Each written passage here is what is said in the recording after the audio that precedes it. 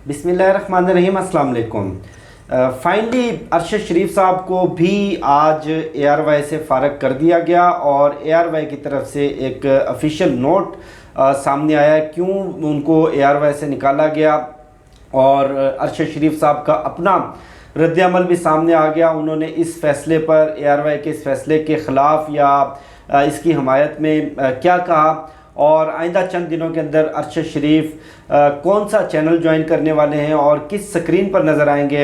इस पर बात करेंगे। लेकिन इससे पहले एक बयानिया बड़े अरसे से बनाया जा रहा है, चूँकि इस वक्त पाकिस्तान बदतरीन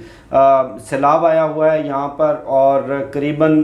70% पाकिस्तान डूब चुका है, और 3.5 करोड़ से ज़ायद पाकिस्तान के शहरी बेघर हो चुके हैं, लोगों के कारोबार तबाह हो गए, फसलें तबाह हो गई। यानी कि एक बहुत बड़ा डिज़ास्टर है। शायद 1947 की हिजरत के बाद पाकिस्तान की तारीख़ में कभी इतना बड़ा डिज़ास्टर नहीं देखा गया। बहुत सारे लोग सवालात उठा रहे हैं कि ये क्लाइमेट चेंज की वजह से है या डैम्स ना बनाने की वजह से, और गुज़श्ता जो 2-2.5 महीने थे वो शदीद किस्म की खुश्कसाली थी पाकिस्तान में, और तहरीक इंसाफ के ख़िलाफ़ ये बयानिया बनाया जाता है कि जिन 350 डैम्स की बात तहरीक इंसाफ करती थी, जो उनका इंतखाबी मंशूर तक, कहाँ हैं वो डैम्स। तहरीक इंसाफ ने अगर कोई एक डैम भी बनाया हो तो वो आप हमें दिखा दें। यानी कि पिछले जो 70 बरस हैं, 75 बरस हैं पाकिस्तान की तारीख के, सिर्फ अयूब खान की 10 बरस की हुकूमत में 60 डैम्स बने हैं। उसके बाद भुट्टो साहब आ गए, भुट्टो अभी तक ज़िंदा हैं, और फिर लंदन में जायदादें बनती रहीं, या पटवारी बनते रहे, या जियाले बनते रहे, या ऑफशोर कंपनियां बनती रहीं, या अरबों खरबों रुपए मकसूद चपड़ासी के अकाउंट से निकलते रहे, या कतरियों के ख़त बनते रहे, या इनके अपने महलात खड़े होते रहे, या यहाँ से डॉलर्स अयान अली के ज़रिए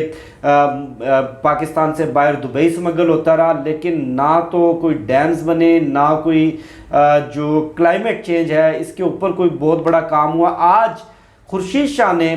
अपनी ही हुकूमत के मुंह पर एक बहुत बड़ा तमांचा मारा है। ये मैं जो रेफरेंस दे रहा हूँ, ये चूँकि PDM की हुकूमत है, और PDM के अपने जो वज़ीर हैं खुर्शीद शाह साहब, जिनके पास आबी वसाइल की वजारत है, आज उनसे सेनेट में सवाल किया गया शिबली फराज साहब ने कि बताया जाए कि गुज़श्ता 5 साल के दौरान कितने डैम्स बनाए गए और कितने डैम्स की तामीर का बेड़ा उठाया गया, या उनकी फिजिबिलिटी रिपोर्ट तैयार की गई, या कह लें कि वो मंसूबा इन प्रोसेस किया गया, या कुछ भी कह लें। तो ये जो मैं डाटा आपको बता रहा हूँ, जो मैं आपको जवाब बता रहा हूँ, ये मेरा बताया हुआ जवाब नहीं है। खुर्शीद शाह साहब की तरफ से ऑफिशियल जवाब आया, जो साहब चाहता है अगर आप में से कोई वो देखना चाहे तो मैं कमेंट सेक्शन में भी लगा दूंगा। उनके मुताबिक तहरीक इंसाफ की हुकूमत में 59 डैम्स के ऊपर काम हुआ। कितने? 59 डैम्स के ऊपर काम हुआ, जिसमें से करीबन 26 डैम्स हैं छोटे डैम्स, और कुछ दरमियाने दर्जे के वो मुकम्मल हो गए, और जो 33 डैम्स हैं उनकी जो तामीर है और जो उनकी फिजिबिलिटी रिपोर्ट, 4 जो डैम्स हैं, क्योंकि किसी भी बड़े डैम की फिजिबिलिटी रिपोर्ट में भी 4-5 साल लग जाते हैं, वो फिजिबिलिटी के प्रोसेस में है। और जो बकाया 29 डैम्स हैं, यानी कि 59 में से 26 मुकम्मल हो चुके हैं, 33 के ऊपर काम जारी है, 33 में से 4 फिजिबिलिटी के प्रोसेस में है, बाकी मुख्तलिफ मराहल में जो आइंदा चंद सालों के अंदर इंशाल्लाह कंप्लीट हो जाएंगे। और पाकिस्तान की तारीख में पहली मरतबा, पाकिस्तान की तारीख में मैं दोबारा दोहराया देता हूँ, पहली मरतबा 4 बड़े डैम्स के ऊपर बैक वक्त काम शुरू हुआ, जिसमें दियामेर भाषा डैम है, मोहम्मद डैम है, मुंडा डैम है, और गालबन एक आध और इसी तरह का प्रोजेक्ट है। ये खुर्शीद शाह की तरफ से जवाब जमा करवाया गया है सेनेट ऑफ पाकिस्तान में। मोहतरम सेनेटर शिबली फराज साहब के सवाल के जवाब में उन्होंने ये बताया है। मेरा ख्याल है कि इन सब को इन्हीं डैमों के अंदर शर्म से डूब मरना चाहिए। उसके साथ साथ आज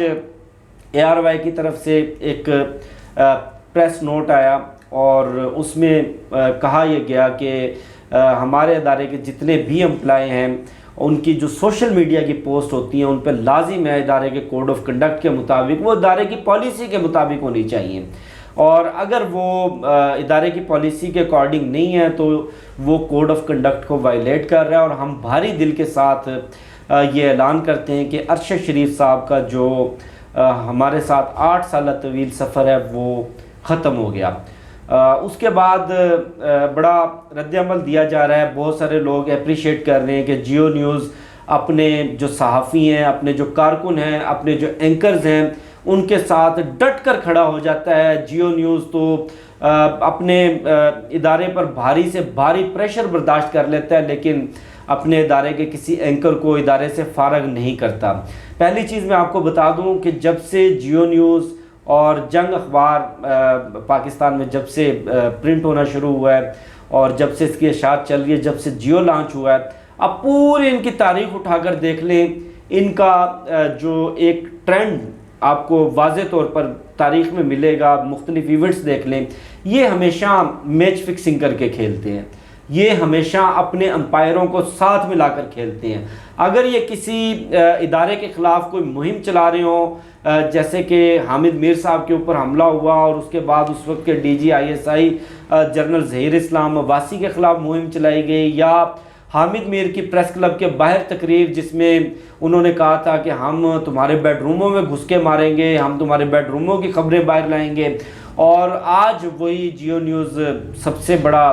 لاڈلا بنا ہوا ہے، سب سے بڑا ترجمان بنا ہوا ہے اس PDM حکومت کا، اور جس طرح میرا اشارہ ہے آپ سمجھ ہی گئے ہوں گے۔ ان کی تاریخ رہی ہے کہ یہ میچ فکسنگ کر کے کھیلتے ہیں، یہ امپائروں کو ساتھ ملا کر کھیلتے ہیں، 3 میں سے کوئی ایک آدھ یا میچ ریفری یا فیلڈ امپائر یا تھرڈ امپائر، کوئی ایک آدھ ان کے ساتھ ہوتا ہے۔ ARY آج تک کبھی نہ تو اداروں کو ساتھ ملا کر کھیلا، امپائروں کو ساتھ ملا کر کھیلا، نہ انہوں نے کبھی میچ ریفری کو اپنے ساتھ ملا کر کھیلا، اور بڑا پریشر ہے۔ اس سے پہلے صابر شاکر صاحب کو پاکستان سے فرار ہونا پڑا، اور اس کے بعد جو خاور گھمن صاحب ہیں ان پر پرچے ہوئے، اور جو شہباز گل کی تقریر تھی اس تقریر کے بعد ARY کے جو مالک ہیں